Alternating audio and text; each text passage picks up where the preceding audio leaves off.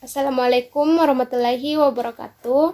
Perkenalkan, nama saya Ainun Zaharia Taufik dengan NIM 2206045018 dari Prodi Pendidikan IPS Fakultas Ilmu Sosial dan Hukum.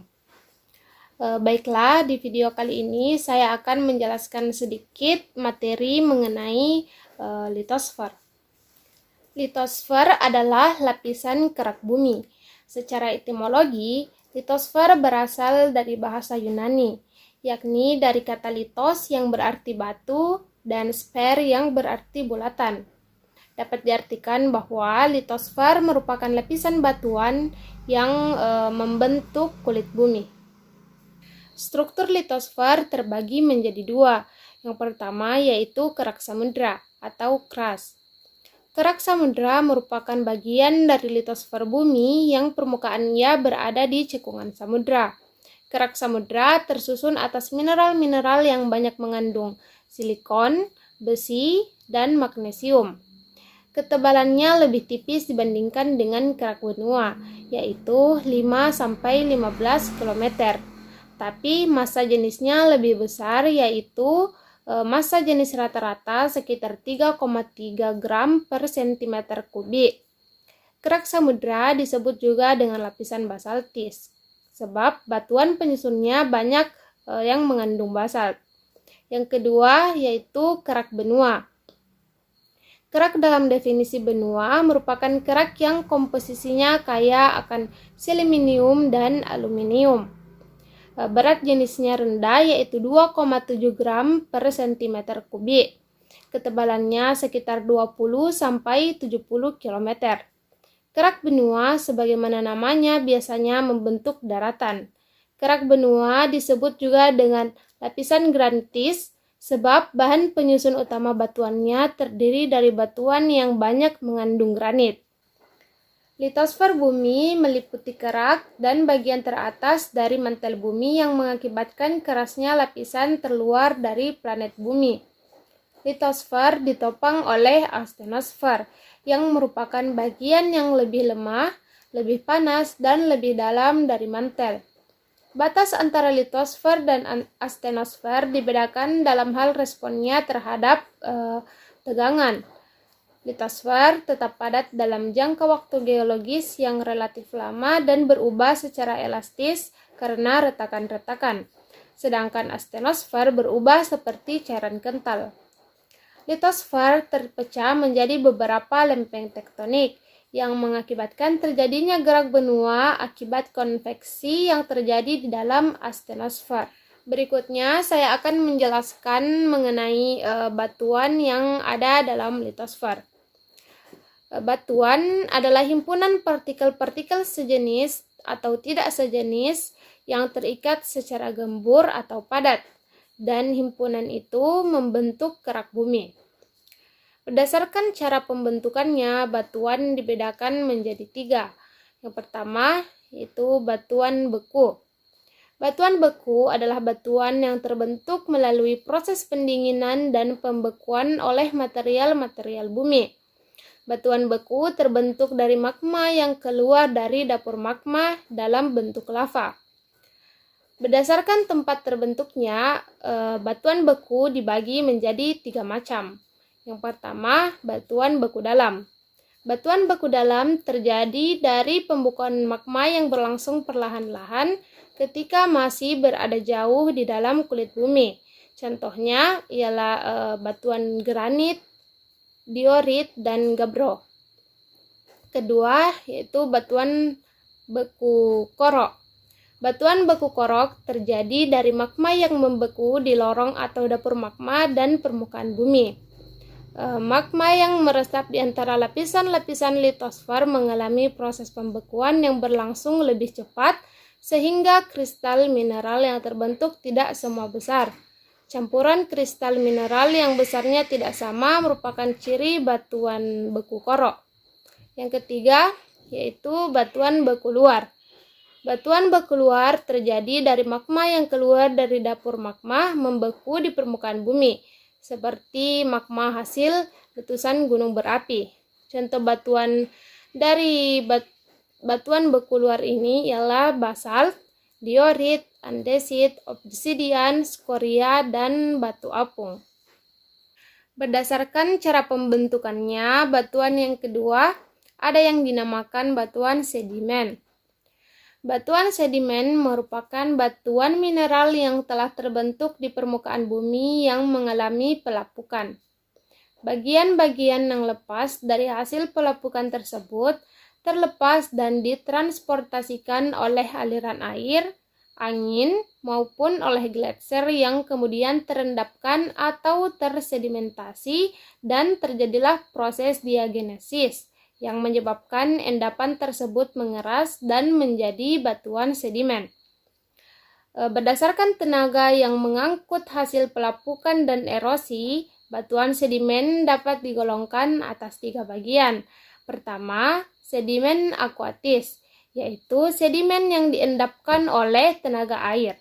Contohnya batu pasir, batu kolong merat, dan batu breksi. Kedua, sedimen aeolis atau airis, yaitu sedimen yang diendapkan oleh tenaga angin. Contohnya tanah los, tanah tuf, dan gurun pasir. Dan yang ketiga, sedimen glasial, yaitu sedimen yang diendapkan oleh gletser. Contohnya moraine dan drumlin. Penggolongan batuan sedimen yang didasarkan pada cara pengendapannya dapat dikelompokkan menjadi 3 macam. Yang pertama, sedimen klastis. Sedimen klastis adalah akumulasi partikel-partikel yang berasal dari pecahan batuan dan sisa-sisa kerangka organisme yang telah mati. Yang kedua, sedimen kimiawi. Batuan sedimen kimiawi yaitu yang terangkut dalam bentuk larutan kemudian diendapkan secara kimia di tempat lain. Contohnya chalk, travertin, mergel, dan dolomit. Yang ketiga yaitu sedimen organik. Batuan sedimen organik atau orgasen yaitu batuan sedimen yang dibentuk atau diendapkan oleh organisme. Contohnya ialah batu bara dan batuan karang. Berdasarkan cara pembentukannya, yang ketiga dinamakan dengan batuan malihan atau metamorf. Batuan metamorf ialah batuan yang telah mengalami perubahan baik fisik maupun kimiawinya yang dipengaruhi oleh suhu, tekanan, dan waktu. Batuan metamorfik adalah batuan beku, sedimen, atau batuan metamorf yang sudah ada sebelumnya yang telah diubah oleh tekanan besar dan suhu di dalam kerak dan mantel atas bumi. Jenis batuan metamorf terbagi menjadi 3. Yang pertama, batuan metamorf kontak. Merupakan batuan yang terbentuk karena pengaruh intrusi magma yang suhunya tinggi. Contohnya batuan kapur. Kedua, batuan metamorf dinamo. Merupakan batuan yang terbentuk karena pengaruh tekanan, waktu, dan proses pembentukan karena tenaga endogen. Contohnya gneiss, sabak, dan serpih. Ketiga, metamorf pneumatolitis kontak. Merupakan batuan yang terbentuk karena pengaruh gas-gas. Contoh kuarsa dan batu permata. Berikut penjelasan mengenai tenaga atau gaya geologi. Tenaga atau gaya geologi dibedakan menjadi 2, yaitu yang pertama tenaga eksogen dan yang kedua tenaga endogen. Tenaga eksogen merupakan tenaga yang gayanya bersifat merusak yang berasal dari luar bumi, yaitu berasal dari atmosfer, hidrosfer, dan biosfer. Terdiri atas pelapukan, pengikisan atau erosi, dan sedimentasi. Yang kedua yaitu tenaga endogen. Gaya angkat atau membangun, istilahnya, yang termasuk gaya endogen antara lain vulkanisme, seisme, dan diastropisme. Yang pertama kita akan bahas yaitu vulkanisme atau gunung api. Vulkanisme adalah berbagai fenomena yang berkaitan dengan gerakan magma ke permukaan bumi. Gejala vulkanisme dibedakan menjadi 2, yaitu pertama intrusi magma. Intrusi magma adalah peristiwa penyusupan di antara dua litosfer. Yang kedua, ekstrusi magma adalah proses keluarnya magma ke permukaan bumi. Seisme atau gempa bumi. Seisme sering disebut juga sebagai gempa. Gempa merupakan gerakan atau getaran kulit bumi yang disebabkan oleh gaya endogen. Macam-macam gempa bumi. Pertama, gempa tektonik. Ialah gempa yang terjadi karena pergeseran kerak bumi. Kedua, gempa vulkanik. Adalah gempa bumi yang terjadi karena aktivitas vulkanisme. Ketiga, gempa runtuhan. Adalah gempa yang disebabkan oleh adanya runtuhan. Selanjutnya, diastropisme. Diastropisme adalah perubahan bentuk muka bumi yang disebabkan oleh tenaga endogen dan tenaga eksogen.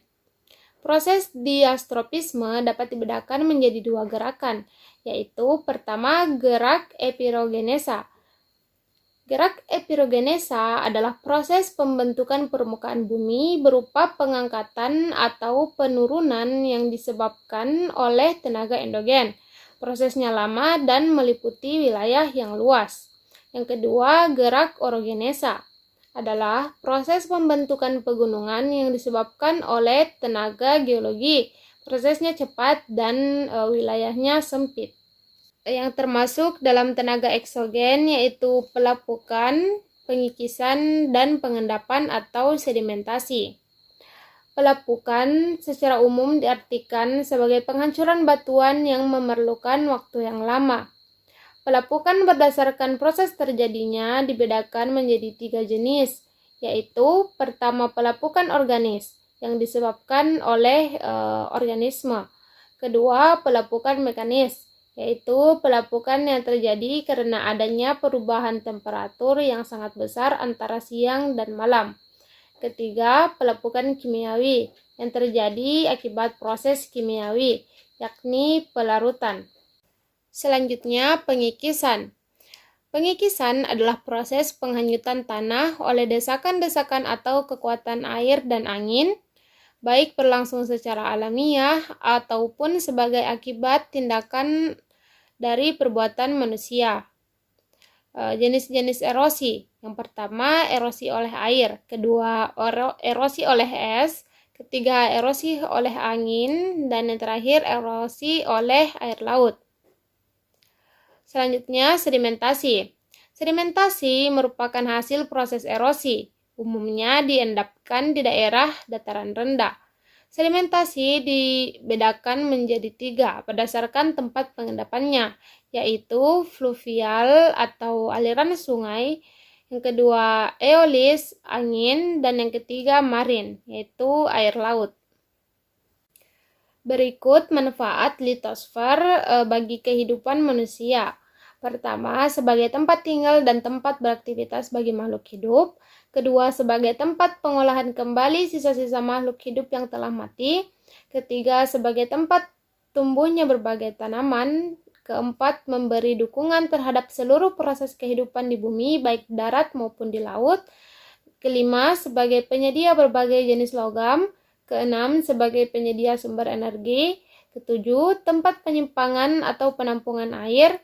Kedelapan, membantu proses produksi pupuk buatan. Dan yang terakhir, mampu melindungi makhluk hidup dari magma dan material berbahaya lainnya yang ada di perut bumi. Baik, mungkin hanya itu yang bisa sedikit saya jelaskan mengenai materi litosfer. Terima kasih. Assalamualaikum warahmatullahi wabarakatuh.